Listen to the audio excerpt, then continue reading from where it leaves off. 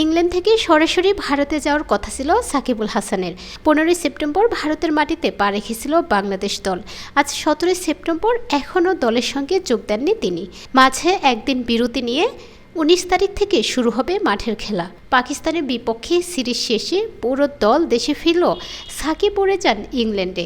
সেখানে কাউন্টিং টিকেটে সারের সঙ্গে যুক্ত হয়েছিলেন। বাকিরা যখন নেট অনুশীলনের সময় পার করেছেন, তখন সাকিব ছিলেন ম্যাচ প্র্যাকটিসের ভেতরে। তবে সারের হয়ে ম্যাচ শেষ হলেও ভারতের জাতীয় দলের বাকি সদস্যদের সঙ্গে যোগ দেননি তিনি। ভারত থেকে দলের সঙ্গে থাকা টিম ম্যানেজার নাফিস ইকবাল বিষয়টি গণমাধ্যমকে নিশ্চিত করেছেন।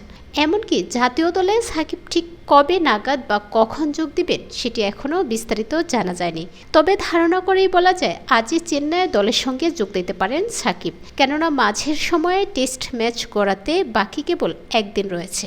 সাকিব ছাড়া পুরো দলই অবশ্যই ভারতের চেন্নাই প্রচণ্ড গরমের মাঝেই অনুশীলনে ব্যস্ত সময় পার করছে। গতকাল সোমবার থেকে চেন্নাই অনুশীলন শুরু করেছে বাংলাদেশ দল। সাদমান ইসলাম থেকে শুরু করে নাইম হাসান, নাহিদ রানারা শেষ মুহূর্তের প্রস্তুতিতে ব্যস্ত সময় পার করেছেন।